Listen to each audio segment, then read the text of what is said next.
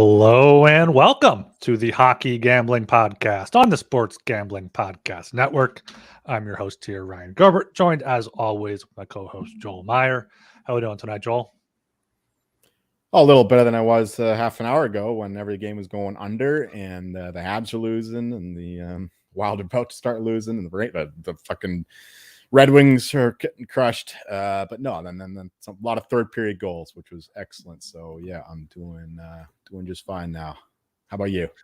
Yeah, it's been a rough night. Sabres coming back, losing in overtime. Islanders just sucking. Canadians not showing up until the third period. Red Wings not showing up at all. But luckily, those were smaller bets. Still got the Ducks tonight. Got my Fly guys tonight. So got a lot. I ended up laddering the Flyers. Race to 3, race to 4, race to 2, race to 3, race to 4. So as long as they can do the Sharks can pull off their typical Shark happenings, I think I'll be in the clear. Did you hear about the GM going down to the Sharks? That's what I meant. I mentioned that. I mentioned that last night when we were talking about it. I know you guys don't always listen to me. But, I guess not. I only heard about that today. Yeah, that's why I was like. I mean, that would be what like gets them going, because Mike Greer, I think he was like a fighter when back in his days. So, I mean, they still suck. It's still Tomas Hertl and a bunch of guys there. So, yeah, that's going to be going on in about half an hour here. So that'll be fun to see as we wind down. Before we get into things here, make sure you're subscribed to the Hockey Gambling Podcast, wherever you listen to your podcast, Apple or Spotify. Please leave us a 5-star rating and review. Turn on those auto downloads so you get the shows in your feed as soon as they are published. Also, subscribe to us on YouTube. We'll be going live on YouTube around 10 p.m. Eastern time most nights, most weekday nights. So you can kind of schedule yourselves accordingly. Make sure you subscribe so you can be getting notifications if there's any schedule changes. And of course, get in the Discord, sg.pn/Discord. Discord's been popping off. People putting live second period bets are a thing now. Archer's doing apparently. People throwing out bets left and right. Still a few too many parlay slips in there, but we'll weed them out. We'll duck them out. So get in the Discord. And of course, our social media assistant producer is doing a fantastic job on Twitter at HockeySGPN, doing AI generated art, all sorts of type of stuff there. So make sure you follow there at HockeySGPN. All right, Joe. Anything else on tonight's games that caught your eye? I mean, the Rangers are shocking me, really. Like Jonathan Quick here is coming up, showing that he might still be a guy in a backup role. Yeah, who needs Philip Hedl? Who needs Adam Fox? Who needs Igor Shesterkin? The Red Wings just a total no-show. I don't know. I thought it was a good spot for them. Apparently not. I think the Rangers will fade a little bit down the stretch, but today was a very complete game from what I saw of it and looking at the stats. But I think it's just more just the Ranger or the Red Wings not doing shit all for the first two periods. But yeah, the Rangers still rely on the power play. Not so much in this game, though, from what I saw. But yeah, it's a tough team to call. Tough team to read from even now with the new coach, right? The Laviolette's got the Rangers playing a lot better than they were under Gallant, where they really relied on the goaltending to win the games. But yeah, other than that, nothing really too noticeable. I mean, the Lightning, one thing, after a back-to-back, and they blew that 4-1 lead against the Leafs. It was expected that they would protect that 4-0 lead like their mother's ashes. But they started to fail or tail off in the third period, but you can expect that on a back-to-back when they get tired, legs get weary and all that.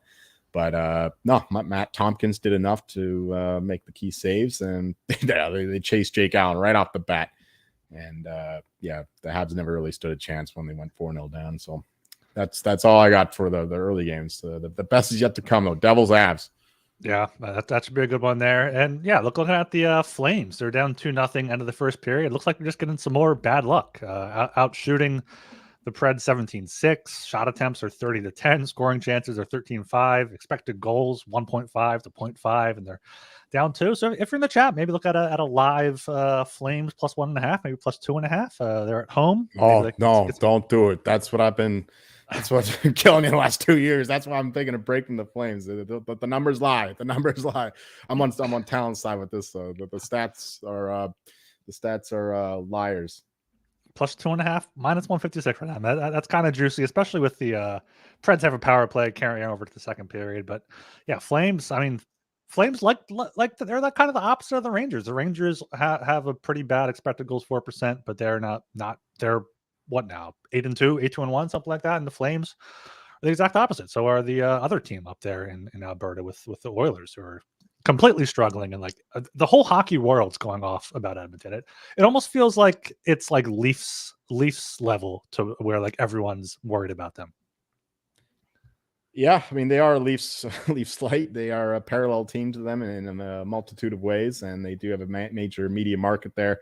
So yeah, when they win, and when they're expected to, win the Western Conference, then when they can't even win a game against the lowly Nucks, who aren't so lowly after all, or 0-3 versus them, by the way, and yeah, just the only major win they've had so far is against the Flames in that stupid outdoor thing, and then the Flames lose most games anyway. So, yeah, the Oilers are in tough times now. But I'm already stocked and loaded. The bets are in against the Sharks already, and they're gonna blow them out as long as McDavid isn't, I don't know, in a wheelchair or something. So, yeah, they're gonna kill the Sharks. That's the most confident bet of the year so far. Did that line open yet on some offshores, or are you just waiting for it? Oh yeah, I get books that open up like 2 days in advance in the morning. What's the line? Minus 250? Yeah, that was the money line, but I did the minus 1.5, minus 2.5, minus 3.5, minus 4.5. Oilers and over 5.5 regulation. I did it all. I mean, yeah, I'm going to hammer the Oilers as soon as that opened as well. I thought about hammering the Flyers tonight on the money line. They're still under minus 200 at some spots. Now they're up to minus 220 at some other books, but got to shop around. Bet365 is our best book there, but you got to shop around sometimes. All right, and we are brought to you by Bet365. Bet365 is the world's favorite sports book, trusted by over 88 million players worldwide. Props, sides, totals, live betting. Bet365 has you covered. And if you like boosts, you're going to love Bet365. Like a 30% profit boost on your NFL same game parlay. Plus, they have an early payout offer if your NFL team goes up 17 points or if your hockey team goes up 3 goals. Sign up today and choose from 2 bonus offers, either a $1,000 first bet safety net or bet $5. Get $150 in bonus bets. Just head to sportsgamblingpodcast.com/bet365. That's sportsgamblingpodcast.com/bet365. Problem gambling? Call 1-800-GAMBLER. Make sure you check out Underdog Fantasy. Underdog Fantasy is a way to play alongside your favorite fantasy players all season long. NFL, NBA, NHL, college football, and now college basketball is back. Simply pick higher or lower on your favorite players' fantasy stats and cash in. So watch along, make your picks, and maybe make a little cash over on Underdog's mobile app or website, underdogfantasy.com. When you sign up with the promo code SGPN, Underdog will double your first deposit up to $100. That's Underdog Fantasy, promo code SGPN. All right, Joel, you ready to get into this 3-game slate for Wednesday, November 8th? Yes, sir. All right, kick things off with a Canadian matchup here. We got the Ottawa Senators at the Toronto Maple Leafs. Game itself is in Toronto. Maple Leafs are minus 175. Senators are plus 145. Over-under is set at 7. Overpaying off plus 114. The under is at minus 135. I'll kick us off here. Should be a good battle up there in Toronto. I think, both teams are struggling a bit. Toronto did have that big comeback win against Tampa Bay the other night on a Monday. So maybe that can get something going for them after they lost 4 straight. Meanwhile, Ottawa's lost 2 straight, 5 of their past 6. Only win was against the Penguins, which, they got outplayed, still won there in Pittsburgh. But I think the storyline of this game is going to be just a complete lack of goaltending. Samsonov has not been great for the Leafs. I'm not sure if it's going to be him or the Calder Trophy winning Joseph Wall going to start. Wall still has a .930 save percentage, so maybe don't necessarily run to the over. But the Sens, first half of a back-to-back for them. Not sure who they're playing on Thursday, but I mean, Korpisalo or whoever their backup is. I'm forgetting who it is right now. Neither of them are very good there. So Forsberg. It's right? Forsberg, right? Forsberg might be better than Korpisalo, but maybe it's just because Korpisalo has the big contract. But either way, I'm going with the over here. Senators and just lost 6-4 to Tampa Bay. Toronto just put up 6 on Tampa Bay, but back-to-back over games for the Leafs as well. So think the Leafs got some offensive confidence on Monday night against the Lightning. So I'll go with the over here. Over 7 plus 114. If you can, buy it down to 6.5 so you get that 4-3 insurance, go for that. I also do lean to the Leafs. I think minus 175 might be a bit too much, but that's the way I would go for this one. Yeah, I agree with the over for a lot of the reasons you said. Plus the Leafs, they're still missing the key defenseman, and their penalty kill is brutal. Like that was one of the strengths of the team last couple of years, but they're clearly showing the loss of Mikheyev from 2 years ago, and I don't know if Bunting played penalty kill, but there's a couple other guys who played penalty kill who aren't on the team anymore. There's just Marner and Kampf. And Marner's an elite penalty killer, but there's not a lot of other great penalty killers for this team. So if the Senators have an elite power play, that's one thing that's been going for them this season. So I think that they can get some power play goals. So yeah, I do like the over, and yeah, it doesn't really matter if it's Korpisalo or Forsberg. They're both very hot or cold goalies, and yeah, I'm still not buying into the Joseph Wall hype. So yeah, the over, I like that, and I lean to the Sens here. One thing that both teams have in common is that both teams had their home fans booing them off the ice, and then in their last games, the difference is that the Leafs came back after being booed, whereas the Sens, they rallied late, but still fell to the same team, the Lightning, there on Saturday. But I think this is more of a do or die game for the Sens. We heard Brady Tkachuk talking to the press, we're not going to give up and all that. So I'm buying into it. He's a proper leader. So I think that this is a very crucial game for the Sens. So I kind of like the Sens side here, but definitely stronger on the over. You can do the 7 plus 114, I guess, but I'd rather find a better 6.5. Yeah, good call on the power play there. Ottawa's scored a power play goal in 7 straight games. So maybe look at a power play goes over 1.5. Both of these teams have good power plays. Leafs 6th best in the league. Senators 13th best, despite having that streak. And both teams average over 3.5 goals a game. So I like the over a lot. And yeah, just a slightly into the Leafs. Going down to 7:30. Florida Panthers at the Washington Capitals. Game itself is in Washington. Panthers are minus 142. Capitals are plus 120. Over-unders at 6.5. Both paying off around minus 110. What do you got for this Cats versus Caps battle? Well, 2 tricky teams to figure out. I've been fading them for most of the season, and it's not really worked out in case of the Panthers. I mean, when I bet on them, they lose, and when I bet against them, they win. And the Capitals, meanwhile, have been playing better hockey lately. I know this is a fade team for us long term, but ever since the Backstrom thing, they've been a bit better. But it's still not great. It's just not a complete team, an older team. I think that they'll kind of slowly fall apart as it goes down the stretch here of the season. But they do have a couple young guys playing pretty well. And Maroshenko and Connor McMichael are all right. Rasmus Sandin, he's been decent as well, but to be honest, I haven't really paid too much attention to the Capitals. Just looking at the numbers, it's not a very good team. I trust the Panthers offense to take care of business here. Minus 142 seems a little bit of a cheap price, so I like the Panthers here to win this one. And yeah, over 6.5. I think that they can get it done there. They're still missing their key defenseman, who are much like Vasilevsky due to return ahead of schedule. I heard that Montour should be back in a couple weeks. Ekblad in 3. That was what the prognosis was there. So look for the Panthers to keep it up there. They've had a decent start to the season. So yeah, give me the Panthers and lean to the over, I guess. Yeah, I'm with her right there on the Panthers. Backstrom likely out for the season with a hip injury. That was announced, if you think, over the weekend, maybe even just a few days ago.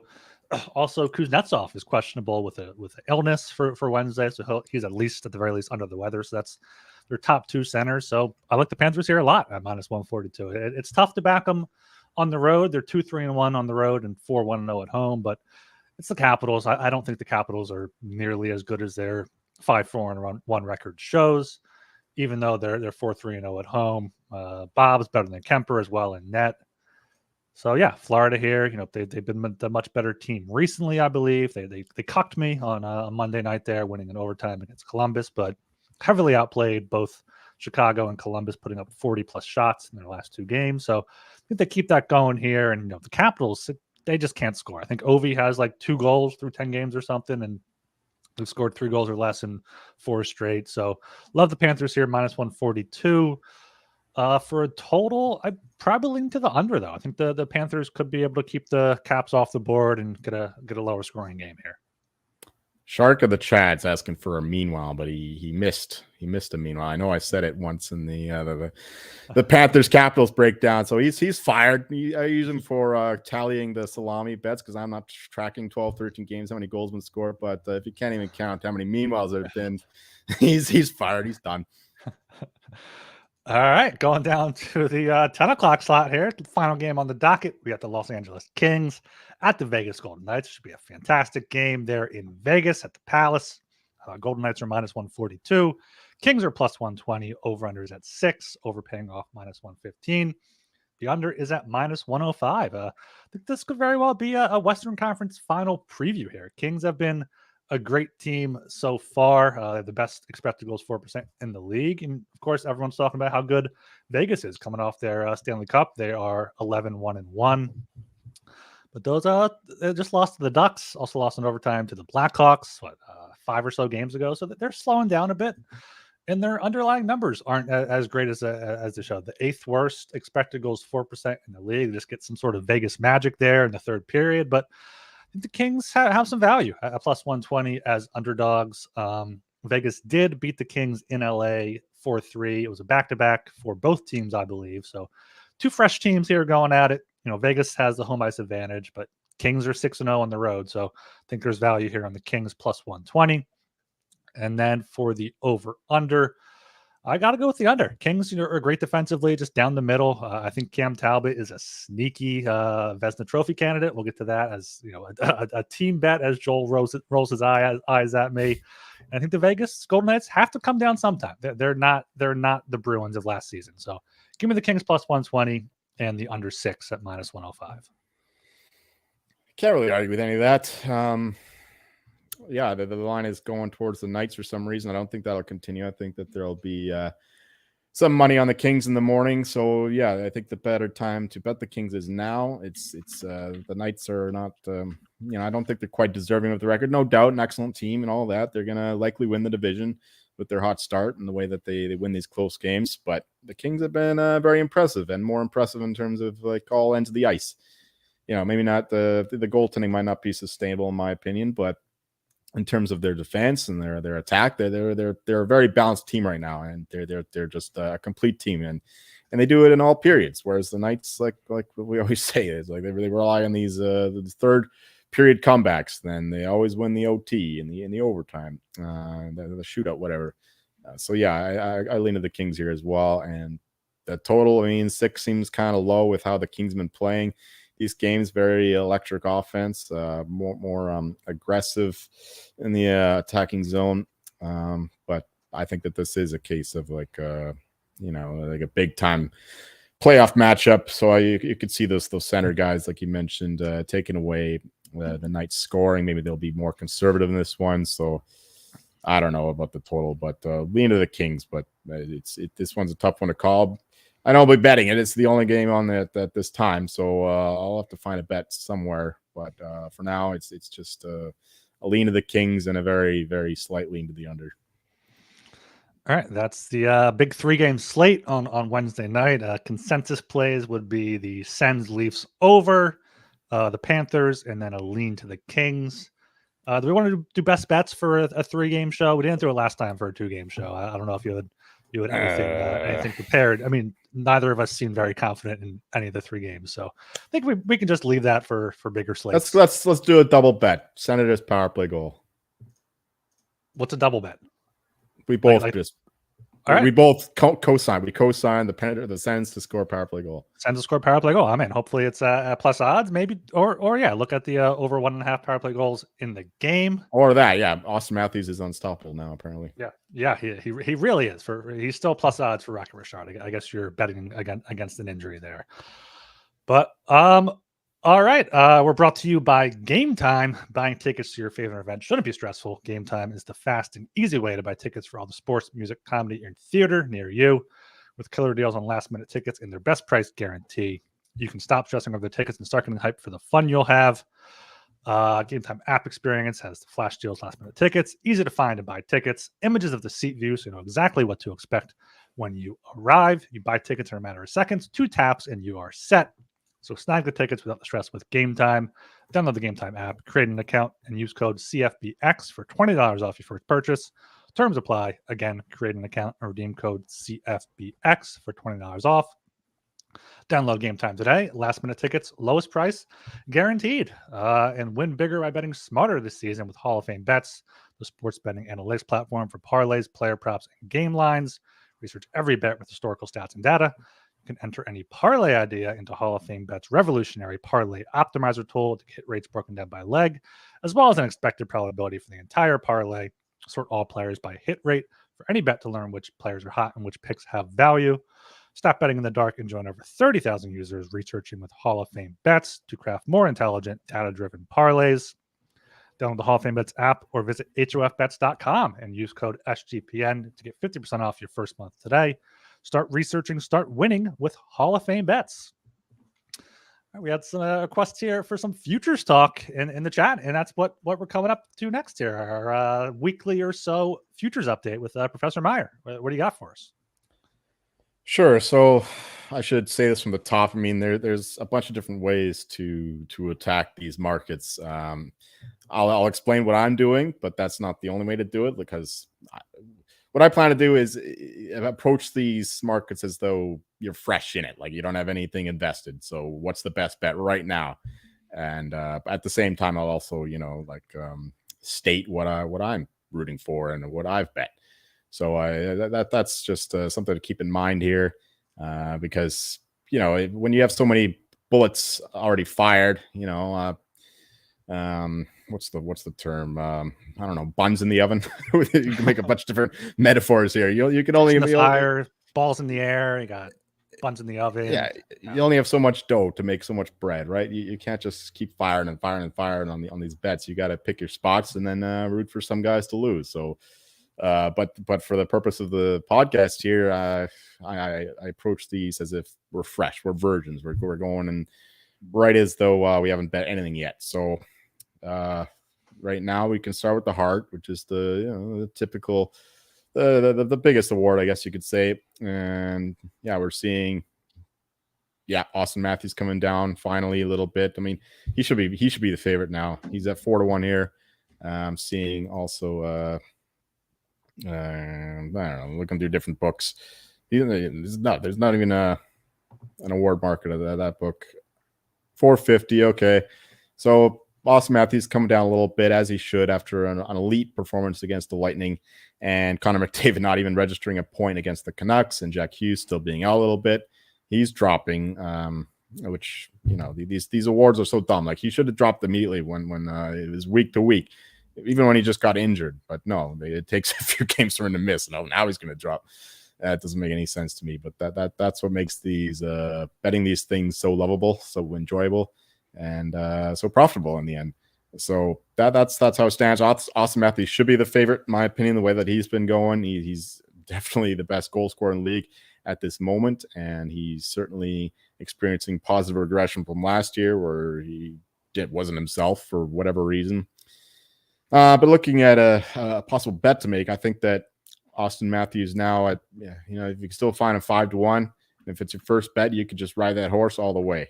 I think that he's the rightful favorite, and he should be ahead of McDavid at this point. So I think the Matthews would be the pick. I mean, we after the Hughes news and McDavid not scoring any points. We were noticing in the Discord that there's Eichel 100-1, Quinn Hughes 100-1, 300-1 is what you got him at. Crazily, that's another reason I have multiple books. So you can look down the board for some long shots. It's tough to find any of these guys who can challenge the top of the board now. I mean, hold on, McKinnon's dropped to 20-1. That doesn't make sense to me. That's actually my favorite bet right now. Nathan McKinnon at the 20-1. I know that the Avs have had trouble scoring lately, but that's going to turn around. He's still healthy. He just had a bit of a meeting with the boys and tell me they got to turn it around after that embarrassing 7-0 loss tonight. So I expect him to come up firing in a few minutes here. So maybe by the time you listen to this, he'll score a hat trick against the Devils. But right now, 20-1, I think Nathan McKinnon would be my favorite bet for the Hart. But Austin Matthews at 4-1, 5-1. I think that if you just want to back one horse, just like shoot one big bullet, Austin Matthews is your guy.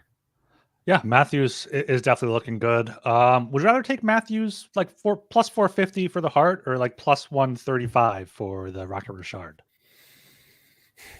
It's pretty much the same thing. I mean, yeah, because Hughes is going to get all the assists, and he's going to be on a team that likely finish out of them in the standings. It's going to be close there. They both have about the same odds to win the division. Maybe slight lean to the Hart, but yeah, the Rocket Richard is it's his to lose at this point for sure. It's I don't know. I haven't looked at how many goals Pasta has, but I don't think he's on the pace that he was last year. And McDavid is nowhere near his pace. I think he only has 2 goals so far. So yeah, I think they're both fine bets. I haven't really done anything with the Rocket Richard lately, so it's not something I'm really looking at. Yeah, I got Matthews Rocket Richard, I think, after his second hat trick at like plus 250, plus 300 maybe. So I'm riding that. Talent right there. That was worse than talent. I am riding that out there. Pasta has 9 goals in 12 games. I think he has a chance for the Hart, but I don't think he'll get enough points. Pettersson's too short now, I imagine, 11-1, and the Canucks aren't going to be this hot the rest of the way.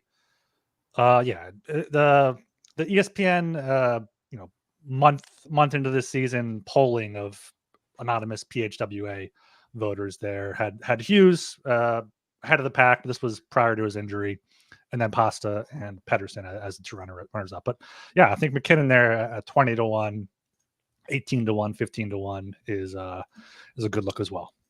Pasta was in the finals there. I missed that. Interesting. For the Hart?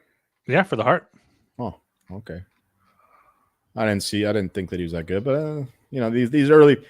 Also, I'll say this: the early voting is at the same time meaningless and at the same time indicative. Like it's weird because what happens in the early stages of the season is typically predictive of what happens for the rest of the season, as we'll get into. But at the same time, you'll also get these outlier results like Bruce Cassidy for the Jack Adams because they won 8-9 in a row, whatever. Which it doesn't matter in the end. So yeah, I mean, what happens early on, you can quickly learn who's good, who's bad with the teams. You can quickly learn who's good, who's bad with these players and the respective award markets. But at the same time, it's also the voters are all over the place. Like what they're voting now doesn't really mean much. Yeah. All right. Speaking of people, going after early stuff, let's go to the Norris here. Quinn Hughes is far and away kind of running away with it here. I think he's down to 2-1 probably at some books. He's plus 210 here. McCarr's right behind him. He had 75% of the first place votes in that ESPN poll. He has 20 points in 12 games. Hedman has 14. Hronik on Hughes's pair has 13 assists. It's Quinn Hughes' award to lose at this point, right? Oh yeah. Another thing I'll say is that there's a guy I listened to on a show, You Better You Bet, Ken Barkley. I've been listening to him for years. He's kind of been my like tutor when it comes to these award markets, and I know how he thinks of these things, how he approaches them. I listen to him mostly for football, but I happened to listen to him today, and there was a hockey segment, and it shouldn't surprise me, but it did surprise me that he was all over the Canucks. Apparently he's been for a little bit, and that makes sense because we have the same kind of idea how to approach these things. And yeah, like I've got all the Canucks and all these awards, and so does he. So that was kind of fun to realize that we're on the same page there.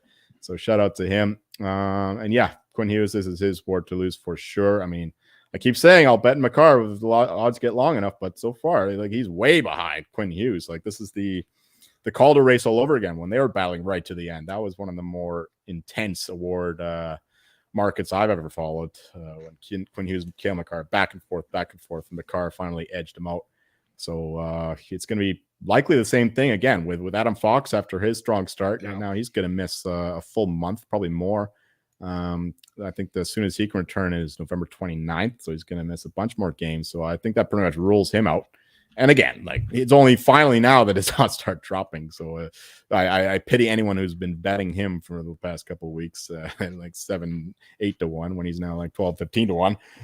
But yeah, right now, I've been adding Quinn Hughes all the time, and I'm looking pretty good there. I just at some point I'm gonna make Makar, but the difference is Makar, he's been through the grind of the playoffs. Quinn Hughes hasn't, and Makar knows that he can save his energy for when it really matters. So I don't think he's going like pell-mell, gas to the pedal. I'm losing all these sayings. Gas to the pedal. Pedal to the metal. That's what I'm saying. Whereas Quinn Hughes, yeah, he's the one who's going to be driving. He's rejuvenated. He was just announced as captain of the team, which gives him plenty of credit with the voters as well. And it's mattering on the ice as well. Like he looks phenomenal. Like, total evolution of his game, like defensively too. Like people were saying he couldn't defend. He can defend now. My word. If you watch him on the back end, he was even taking on McDavid. Like McDavid was so fucking mad at the end of the game on Monday, and he was giving it to Quinn Hughes, and Quinn Hughes was like fucking giving it right back. So I love to see that. But I think right now it's a 2-man race. I don't see anybody else catching up to them. Maybe Rasmus Dahlin if the Sabres keep scoring a lot of goals and all that, but it's a long shot. It's Miro Heiskanen, he'll be on an excellent Stars team, but they don't score enough. So I think it's Quinn Hughes and Cale Makar, the only real options for this award, and I think it's definitely in Quinn Hughes' favor right now. Yeah, speaking to Quinn Hughes' defensive efforts here, the Canucks have a team expected goals %, of 44%, which is pretty low. But the Canucks have 2 players above 50%. That's Hughes at 51, and then his pair partner 50.41 for Philip Rodik. So he's being insane. What are your thoughts on Victor Hedman? Victor Hedman second in defenseman points at 14. He has the legacy there a bit, all the way down at 20 to 1 here. I think he has any chance. I don't think so. There's no defense in Tampa. Like, you got to play defense too a little bit. I mean, he's not like Erik Karlsson. Like Quinn Hughes is on pace to score well more than 100 points, which is what Karlsson's whole campaign was based around. Like, because he scored so many points, that's why he won the award. Hedman, though, he's not going to get there, nowhere close, and they have one of the worst defenses in the league. Like, they're just bailed out by their elite power play every night that they win. And yeah, I just sure, he's got the name brand and all that, but not a 21, not even close. I think that it's I'd be surprised. I mean, and he's an older guy too. He's spending a lot of energy now. I think that wears him down over the course of the season. So I just for me, it's just 2 men that I'm interested in right now. Ooh, just too many interested in right now. I mean, you usually got a lot of suitors there. I thought. Yeah. All right. ESPN had Quinn Hughes as the far and away leader. Then Heiskanen, however you pronounce it, want to pronounce it, and then Cale Makar as the other 2. You want to go Vezina next or Calder? Up to you. We can do Calder. Let's get that out of the way. Yeah, we can do Calder. I mean, I was looking at the Calder a bit earlier. It's in the ESPN poll thing. It was just like, don't overthink it. It's Bedard, and I feel like that's just going to be the way that most voters think. I think Bedard, he's quote unquote down to only like -140, -130 in some spots. I know Mintyukov, Talon called him out at 20 to 1, but I don't think he's getting like, oh, he's playing well now, but he's not going to end up winning the Calder. Luke Hughes has kind of slowed down a bit. Logan Cooley is flashy, but I think at this point it's Bedard or take a shot at one of those long shots there. Yeah, it's just tough to recommend a bet here. I mean, for talent's sake, I know you listened to our show last week when I was like, oh, Joseph Wall sucks, whatever. So he's got to listen to it, defend his Leaf bro. He has not a shot in hell, like a snowball's chance in hell. There's another good metaphor. I nailed that one of winning the Vezina. But he does have a chance to win the Calder. I will give him that because he's played well, and if he can sustain this form, he does have a chance. If Bedard doesn't really take off, and nobody else really does either. Like, there's a few other good candidates who could do that. But if Joseph Wall, leads the Leafs, backstops him to a division-winning campaign, then absolutely he's alive. But I just don't see it happening, and I'd rather just go to war with some of the other bigger names like Fantilli down 25 to 1. It's just the Blue Jackets are so bad. It's tough to back him there. I mean, he might as well be Bedard. I mean, the Blue Jackets are barely better than the Blackhawks, if that. So it's losing faith in that one. But Leo Carlsson, he's playing more games than I thought. Yeah. I fear that he would just be sitting out at like 2 of every 3 games. But no, he's been playing a lot now. Like the load management is off. Apparently, the governor is off, and he's been playing not scoring as much as he was in the beginning, but still contributing, playing on the power play, and playing quite a lot of minutes. So yeah, I think that Carlsson is my favorite right now at 25-1. He's my horse. Yeah, the other guys, I'm just hoping he's 45-1 on this other book here. All right, Carlsson is. Yeah, I love that. It's basically what I'm hoping for, though. This is another lesson in these betting these award markets too, because one of the things that's valuable is that they're slow to react, as I've been saying in this episode, and you can tell pretty quickly if somebody's just going to run away with it, and you can get out of all your bets. You just bet the fucking favorite. That's what I did with Matty Beniers last year. You know, I had to spend like minus 121, but like a month later, he was like minus 600, whatever it was. But when you're betting against the favorite like this, it's tough to do that because when he goes off minus 140, it quickly becomes minus 300, minus 400, some unbettable number, and you get stuck with all your shitty bets on Joseph Wall and Bobby Brink and Devon Levi and whoever. Matthew Nyes, actually, I think I like him more than Joseph Wall, and he's double the price. So that's I would back him before Joseph Wall. But yeah, that's just the thing. Like when you're attacking a favorite, you don't want to like go too heavy against it when he's the rightful favorite, because Bedard is the rightful favorite, as that the polling shows. As anybody with half a brain would know that he's the favorite to win this award, given all the hype around him and all that. And he's been producing, not at an elite level, not at a Crosby McDavid level, but still good enough to win this award so far, with nobody else really dominating it. So yeah, that's just the thing. That's the trick. You don't want to get caught with too many bullets without a way to get out of them, so to speak. Because that's one of the best things about betting these awards, that it's very easy to get out of them. It's like, I always make this example. It's like, let's say it's a 2-2 game. The team you bet against scores in the third period. Imagine you could cash out at the same price. That's what a lot of these awards are. You can just cash out and get rid of it because you're going to lose. Or likely going to lose. So yeah, that's just my thoughts on this award market. Yeah, I'm glad you shouted out our Tally's boy Matthew Nyes at 30-1, 35-1, different book there. He was on the top line with Matthews and Marner, had 3 points against Tampa Bay on Monday night. So if he stays there and is able to mesh with them, I think he could very easily see his odds drop to 10-1 or shorter, especially if he keeps scoring points. Do you think if Bedard doesn't lead rookie scoring leaders in points, can he win it? Yeah, he'll have enough media love and all that. But if somebody significantly outscores him, then no, he's going to lose. It still comes down to statistics at the end of the day, and especially if it's on somebody on a better team. That's why I loved Luke Hughes from the beginning, and Logan Cooley. I like the Coyotes now after dismissing them in the offseason. So I like Cooley a little bit, but really I'm just hoping for these guys to go off so I can maybe bet some Bedard at some point at a much better number. But right now, this is a wait and see market for me. Yeah, Bedard does have he has 5 goals with Marco Rossi. I saw Marco Rossi shout out for the Wild there, but yeah, Mintyukov, Cooley, and Brinkov 8. A bunch of guys have 7, including Luke Hughes, who I thought he had a few less than that. So there may be a chance, but as you said, right now it's kind of more wait and see. All right, and the Vezina I was looking at, there's a bunch of guys like 7-1, 8-1. I don't know if there's anyone right now that you would recommend. Yeah, this is much like the Norris in a way. Well, not exactly, because there's still a bunch of guys who could win it, but Thatcher Demko is just shot up the board. My horse here, my main man. I've been betting him a lot. Like another example, he comes off a shutout. You just bet him before the odds move. Simple as that. Excellent performance against the Oilers. He's the only reason why the Canucks weren't down 3 goals in the first period on Monday, and that's why his odds move. Like, the people are betting this for a good reason, because right now I think he's the best goalie in the league through the first a full month basically.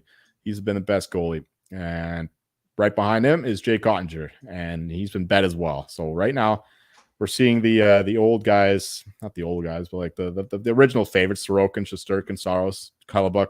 They're kind of drifting because they're not playing as well as these guys, and that's how it goes. But these guys should be even shorter.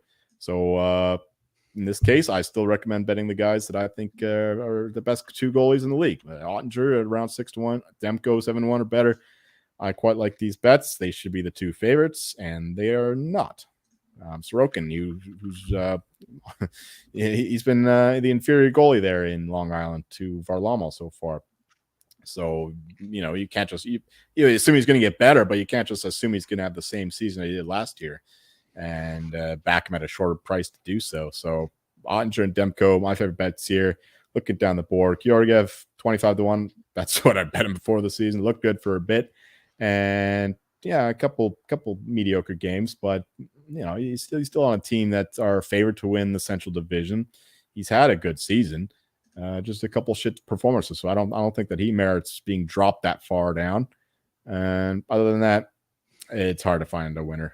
The other options are not good. I don't think that anyone stands a chance against the cream of the crop of the top of the board. I know people say Ullmark and Swayman. Oh wow, they're so good, but the voters aren't going to give it to them again. Like the Boston defense is so good that they protect their goalies, and voters realize this. Okay, we gave Ullmark. The voters are actually the GMs in the NHL for this award, but they're going to credit the Boston defense. They're going to give it to an actual goalie who's standing on his head and doing it for his team this year, I believe. I don't think that they'll give it to a Boston goalie again after Ullmark won it last year. At 100-1, by the way. Shout out to Ken Barkley. He had Ullmark at 100-1 there to win that award. So that was a nice ticket. But yeah, the Boston Bruins, I don't think that they're elite goalies. Nothing not taken away from them. It's just the fact that the voters, the GMs, are less likely to give it to them after them doing it last year with the same defense core. The Boston Bruins are going to get their flowers for their defense, not their goalies this time around. Yeah. I mean, you have to be the guy in that. Like, I mean, I know Swayman was kind of the 1B to the 1A with Ullmark last year, but the Bruins were just so good. They're not going to be that good again. But what do you think about Adin Hill 25-1? That's probably a bit too short for him because he splits a net with Thompson. He's 40-1 at this other book. I'm still touting my boy, Talon's boy, Cam Talbot, 200-1. Could be he's 6 wins, 1 behind Demko, save percentage 923. If he runs away with the net and the Kings can, play some Kings hockey in front of him, so I can see that coming down. Maybe he's not going to win it, but one of those things you can cash out or something and get some nice profit there. There are a lot worse options. I will give you that. He's not one of my bets. Absolutely, yes. It's weird that GMs vote for that and like writers vote for everything else, and then broadcasters vote for Jack Adams. It's just all over the place. I don't understand it. Somebody should write a book about it, I guess. Yeah. You want to touch on Jack Adams? Any changes to the market you've recognized over the past week or so? You got Rick Tocchet as a favorite now, plus 850. Derek Lalonde, plus 1100. Bruce Cassidy was the leader in the ESPN poll. He's 12-1. Still looking at long shots though. Oh, no. Now it's settled. Like this award is it's Tocchet. It's my favorite. Yes, it's Tocchet. He shouldn't be 8-1, 7-1. He should be 4-1, 3-1. Like, just keep betting Tocchet, man. Like, this guy is going to run away with this thing if the Canucks maintain like 3/4 of their current pace. Derek Lalonde there, like he got some love, rightfully for he fits the template of the kind of improvement coach, and the Red Wings had a hot start, but they've been struggling a little bit lately. But the Canucks just have a more complete team, I think, and they're doing it on multiple fronts. They got the best defenseman, they got one of the best goalies, and they have a Hart candidate in Elias Pettersson. JT Miller's firing off. I just don't see what the Red Wings have that matches up with that. Plus, they play in a tougher division, at least a tougher conference. So yeah, Derek Lalonde is interesting. It's just a matter of ruling people out. Like Rod Brindamore out, Bruce Cassidy out, Peter DeBoer out, John Cooper out. I'm just looking down the list. Like these guys are not winning, and they're all like close to the favorite. So that creates value on these other guys. So if you want to bet Lalonde, I don't mind that. I have a little bit of a Lalonde myself, but for me, it's all about Rick Tocchet right now. He should be much more decisive favorite right now. Andre Tourigny, his price has dropped a little bit. I'm not sure what's going on in the game right now against The Sharks fucking scored Kraken. is what happened. Oh, the Kraken won? Yeah, I'm looking at the Coyotes. Still tied 2-2. So yeah, hopefully Tourigny keeps going with his Coyotes. But yeah, 18-1 is maybe a little bit too short, but it's like 700% better of a bet than any of the ones I just listed: Brindamore, DeBoer, Cooper, Bednar, Ruff, whatever. Cassidy is interesting, but he's not going to win because they have to maintain the same form for the rest of the season. He's not going to like win 9 games for every 1 loss. They're not the Bruins of last year, that's for sure. And so I would write him off. And yeah, Greg Cronin, he's still 20-1 here. I think that's not a bad look. He fits the template. And yeah, the Ducks have been good. They're not just lucking these wins out either. Like they have some good underlying numbers. If they make the playoffs, he's absolutely live. And yeah, after that, I mean, TJ Smith might get fired soon, so I would back away from that. Although if the Senators turn around, I will be looking at him again. Don Granato, same kind of thing. Maybe a little bit better now because they're ahead of the standings than the Sens. And after that, it's a bunch of shitty teams that I'm not really interested. I mean, Andrew Burnett is still kind of cool, 30-1 for the Preds, but yeah, you can just keep betting these fucking guys, and you're gonna turn a profit because of all the favorites being dumb favorites. They shouldn't be favored like that. So you just cross them off and bet all the other guys. But most importantly, Rick Tocchet, just keep betting him like I have been. Yeah, like looking at it, I feel like Tocchet at plus 850 is the best bet we talked about all night. Like the Canucks are minus 320 to make the playoffs. They're 7-1 or shorter to win the division. I feel like if they make the playoffs or push for the division, Tocchet having all those friends in the media with the broadcasters voting on it, I think it's almost a slam dunk unless they completely fall flat there. So he doesn't even have to win the division, just third. No, exactly. Yeah. Finish third. Yeah. In the division. And it's not a great division right now. You got the Knights, you got the Kings, but right now they're between them. Then you have the Ducks, Kraken, Flames, Oilers or pull up a little bit, and the Sharks. So like, yeah, they're going to make the playoffs. Dave Hackstall was a finalist, and they finished 7th last year for the Kraken. Yeah. So yes. All right, you want to touch on any team future bets here real quick before we close it out? I do want to kind of shout out to Oilers are up to 18-1 for the division, up to 18-1 for the cup. I know they've been complete shit, but like it's been a 10-game sample size. If this was like 10 games in December or January, sure, they'd be kind of panicking a little bit, but it wouldn't be this bad where they're like 18-1 for the division, for the cup. To make the playoffs has come down a lot too in that weak division. They're minus 165. Like, do you think it's just complete trouble in Edmonton or will they turn it around? No, I totally agree. It's just the goaltending has been shit, and that stuff will turn around eventually. They have 2 guys in the AHL, and Calvin Pickard, and this other guy, this young guy, rookie. Well, did you see that? Did you see the Campbell news today? Yeah, I did. Yeah, so they're going to bring one guy up. Pickard, yeah. Called up Pickard. Okay. Yeah. There's another rookie too who's putting up best numbers in the AHL. So like the Oilers have their own Joseph Wall. What a surprise! The Oilers are just like the Leafs once again. So yeah, the Oilers goaltending will get better, and they'll start putting the puck in the net because they have second best expected goals for in the league, and not nearly that in terms of shooting percentage and the scoring goals. So that stuff will regress. So yeah, if you want to get in the Oilers, I think now's the time, right? Especially right before they blast the Sharks to the moon, drown them in oil, sink those fucking creatures. Yeah, so yeah, I like that quite a bit. I played some Islanders a little bit. I got convinced by my guy Shark, a different Shark, not the shitty Sharks. You can't trust the Shark. Yeah, but then they lost today, so yeah, we'll see. The Islanders are more of a playoff team anyway, so as long as they get in, they'll be all right. Like the Oilers as well. Like if once the Oilers get in, McDavid will take over. He'll be healthy by then, presumably, and Draisaitl. He's only got 1 goal so far, so that'll turn around as well.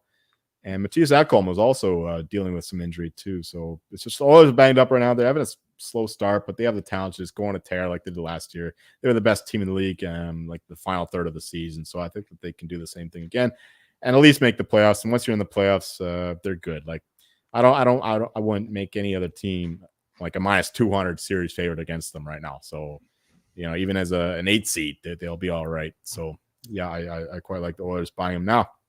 Not for the division though. I don't think that's a feasible price. There's too many good teams ahead of them. Yeah, no, the Cup's definitely the better look at 18-1 because they're like very likely to make the playoffs, and then once they're in the playoffs, I mean, they can just completely take over. But right. The good news is that the Oilers don't have to play the Canucks again. They've already played them 3 times, right? So it's over. Okay. The best team in the league. They don't have to play them anymore. Actually, no. They might have one more because you play division opponents 3 or 4 times, right? Yeah, I think it's 3. I think it's 3 or 4, depending 3 on or 4. on the year So I don't know if it's 4 this time. All right. Flyers power play coming up according to Catfish in the chat, which is not a good thing. The Flyers power play is just absolutely awful. So hopefully they can get something going against the Sharks and not completely embarrass me. But we'll be back tomorrow, possibly tomorrow evening Eastern time rather than tomorrow night, depending on our schedules, to go over the big slate on Thursday. I think we got 11 games Thursday, so another double-digit slate on Thursday to go over. Anything else there before we close it out? No, I just noticed Sharks are the same thing. They ain't winning the division. Cheers for that. They are not winning the division. Yeah. No. Hopefully the Avs turn it around. They're already down 1-0 in this period and not looking too good from what I see. I don't have my contacts in, but the blurry images are not looking good. All right. Make sure you're subscribed to the Hockey Given podcast. Please leave us a 5-star rating and review if you have not already on Apple Podcasts. Also leave us a 5-star rating on Spotify. Subscribe on YouTube. Shout out everyone in the chat tonight. It's been popping in the chat, also popping in the Discord, sg.pn/Discord. Follow us on Twitter as well at HockeySGPN. We'll be tweeting out the Discord link. You can reach out to that account on Twitter. You can reach out to me on Twitter for the Discord link, or you can buy some Canucks paraphernalia. And Joel will be right there with you, letting you know how to get in the Discord to get on his Canucks bandwagon. But I am Ryan Gilbert. You can follow me on Twitter at rgilbertsop. I'm Joel Martin. You'll find me taking a piss because I got to go. See ya.